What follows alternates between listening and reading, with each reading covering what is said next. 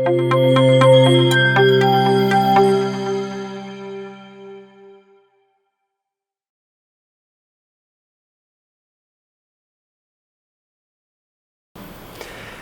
17வது குரூப்பில் முதல் வார்த்தை வந்து ஈட், இஏடி. டெய்லி பண்ணுறோம், டெய்லி மினிமம் 3 வாட்டி பண்ணுவோம், சில பேர் 4-5 வாட்டி கூட பண்ணுவாங்க. அதிகமாக பேசுகிறது யோசிக்கிற வார்த்தை வந்து ஈட், இஏடி. ஈட்னா சாப்பிட்றது. ஸோ V1லேருந்து V5 வரையிலும் ஈட்டை நம்ம சொல்லணும்னா eat, ate, eaten, eating, eats. Once again eat, ate, eaten, eating, eats. ஈட்டுனா சாப்பிடுகிறேன், ஏட்டுனா சாப்பிட்டேன், ஈட்டன் சாப்பிட்டு, ஈட்டிங் சாப்பிட்டு கொண்டு, ஈட்ஸ் சாப்பிடுகிறது, சாப்பிடுகிறான் இல்லைன்னா சாப்பிடுகிறான். ஸோ நீங்கள் இந்த 5 வார்த்தையும் நான் முன்னாடி சொன்ன மாதிரி ரொம்ப ரொம்ப முக்கியம். எதுக்கு இது ரொம்ப முக்கியம் அப்படின்னா 20 வாக்கிய அமைப்புகள் ஆங்கிலத்தில் இருக்குது. ஒவ்வொரு வாக்கிய அமைப்புக்கும் ஒரு கிராமர், ஒரு ரூல் இருக்குது. இந்த 5 வார்த்தையில் ஒரு வார்த்தை நீங்கள் பயன்படுத்தணும்னா கட்டாயம் பயன்படுத்தியே ஆகணும். இந்த 20 வாக்கியங்கள்லையும் இந்த 5 வார்த்தைகள் ஏதோ ஒரு இடத்துல வந்துடும். அதனால் இந்த 5 வார்த்தைகள் சரியாக நீங்கள் பயன்படுத்தினீங்கன்னா 20 வாக்கியங்களை சரியாக நீங்கள் கட்டமைக்க முடியும்.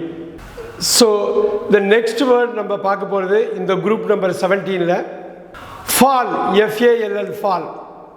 ஃபாலுக்கு 2 அர்த்தம் இருக்குது. இலையுதிர் காலத்தையும் ஃபால்னு தான் சொல்லுவாங்க. ஆனால் நம்ம பார்க்க போகிறது வந்து செயல் வார்த்தை. அது வந்து பெயர் சொல். பட் நம்ம பார்க்க போகிறது செயல் வார்த்தை. செயல் வார்த்தையில் ஃபால்னால் கீழே விழுறது, கீழே விழுந்துடுறது தான் ஃபால். இந்த ஃபால் எப்படி மாறுதுன்னா fall, fell, fallen, falling, falls. Again ஃபால்னா விழுகிறேன், ஃபெல்னா விழுந்தேன், ஃபாலன் அப்படின்னா விழுந்து, ஃபாலிங் அப்படின்னா விழுந்து கொண்டு, ஃபால்ஸ்னால் விழுகிறது, விழுகிறான் இல்லை விழுகிறாள் அப்படின்னு சொல்லலாம். எகெயின் V1லேருந்து V5 வரணும். இந்த 5 ஃபார்ம் உங்களுக்கு ரொம்ப முக்கியமாக தெரியணும். எப்போ எந்த செயல் வார்த்தையை நீங்கள் பார்த்தாலும் மனசுக்குள்ளே அந்த செயல் வார்த்தை இல்லாமல் அடுத்த 4 வார்த்தை உங்கள் மனசுக்குள்ளே வந்துட்டு போகணும்.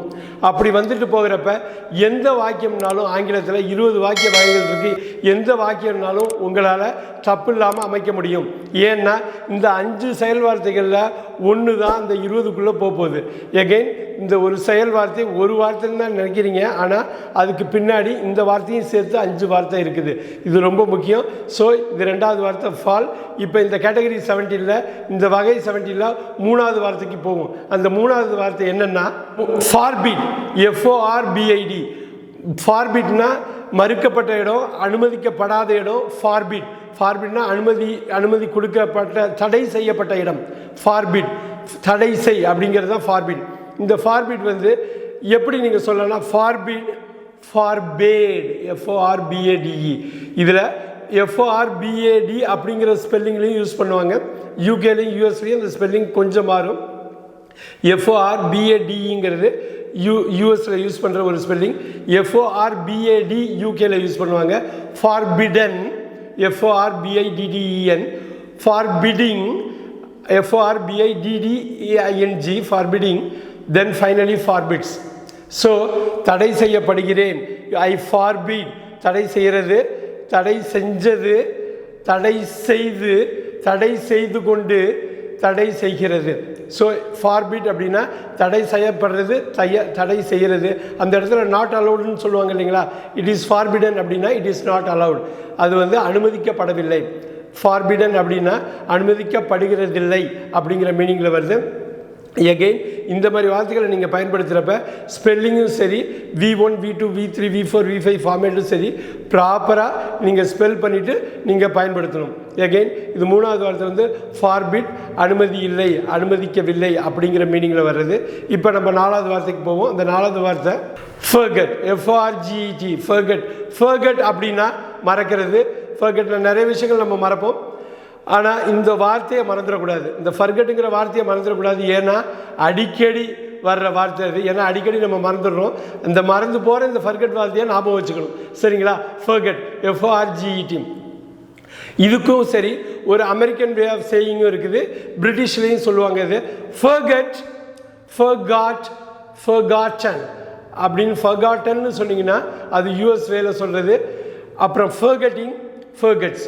Again forgot, forgot, forgotten, forgetting, forgets. இதே நீங்கள் வந்து UK மெத்தடில் நீங்கள் சொல்லணும் அப்படின்னா forget, forgot, forgot, forgetting, forgets. அந்த V3 மட்டும் மாறும். இந்த forgotங்கிறது forgotனா போகும். அதேமாரி நீங்கள் முன்னாடி பார்த்துருப்பீங்க get, got, gotten, getting, gets. இதில் FOR நீங்கள் ஆட் பண்ணுறீங்க, அவ்வளோதான்.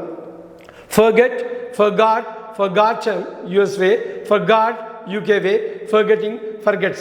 இது தமிழில் சொல்லணும்னா நான் மறக்கிறேன், மறந்தேன், மறந்து, மறந்து கொண்டு, மறக்கிறேன், மறக்கிறான், மறக்கிறாள், மறக்கிறது. எகைன் மறக்கிறேன், மறந்தேன், மறந்து, மறந்து கொண்டு, மறக்கிறது, மறக்கிறாள், மறக்கிறான், இப்படி வரும். ஸோ உங்களுக்கு இப்போ புரிஞ்சிருக்கும்னு நினைக்கிறேன். கிட்டத்தட்ட 80-90 வார்த்தை இதுமாரி பேசியிருக்கோம். V1லேருந்து V5யோட முக்கியத்துவத்தை நம்ம திருப்பி திருப்பி சொல்ல வேண்டியதில்லை, ஏன்னா அவ்வளோ முக்கியமான ஒரு விஷயம்.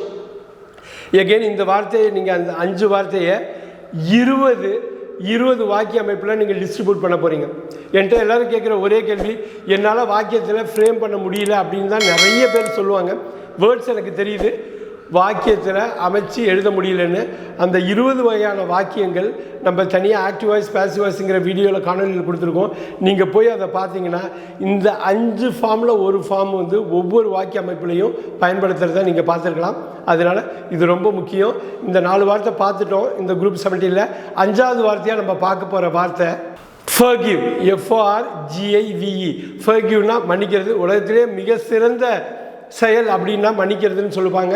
மறப்போம் மன்னிப்போம் அப்படின்லாம் நிறைய பேர் நீங்கள் பார்த்துருப்பீங்க, அரசியலில் வந்து பேசுவாங்க. மன்னிப்பு, forgive, மன்னிச்சிடுறது. இதில் நீங்கள் ஒன்று பார்க்கலாம், give அப்படின்னு ஒரு வார்த்தை வருது பார்த்தீங்களா. give, gave, given, giving, gives. ஒரு FOR நீங்கள் ஆட் பண்ணுங்க. எப்படி கெட்லேருந்து forget வருதோ giveலேருந்து forgive, forgive, forgave, forgiven, forgiving and forgives. நான் மன்னிக்கிறேன், மன்னித்தேன், மன்னித்து, மன்னித்து கொண்டு, மன்னிக்கிறது, மன்னிக்கிறாள், மன்னிக்கிறான். புரியும்னு நினைக்கிறேன். எகெயின் மன்னிக்கிறது அப்படிங்கிற ஒரு வார்த்தை ரொம்ப உன்னதமான ஒரு செயல். இது வந்து முக்கியமாக V1லேருந்து V5 வரலும் வர்றப்ப ரொம்ப கவனமாக இருக்கணும். ஏன்னாக்கா அவ்வளோ அடிக்கடி பயன்படுத்துகிற வார்த்தை தப்பு பண்ணக்கூடாது. Give, gave, given, giving, gives மாரி forgive, forgave, forgiven, forgiving, forgives. So இந்த 5 வார்த்தை பார்த்துருப்பீங்க. இந்த 5 வார்த்தையும் ஒரு பேட்டர்ன் ஃபாலோ பண்ணுறதை பார்த்துருப்பீங்க. forget, forgot, look at that, for, right. அதேமாதிரி forgive. ஸோ ஒரு பேட்டர்ன் ஃபாலோ பண்ணியிருப்பீங்க இந்த 6 வார்த்தைக்கும். நம்ம இந்த 6வது வார்த்தை முடிவில் அடுத்த வார்த்தைக்கு நம்ம போகிறோம். 7வது வார்த்தை. அந்த வார்த்தை என்னென்னா give. கிவ்ங்கிற வார்த்தை கொஞ்சம் நேரத்துக்கு முன்னாடி தான் சொன்னேன்.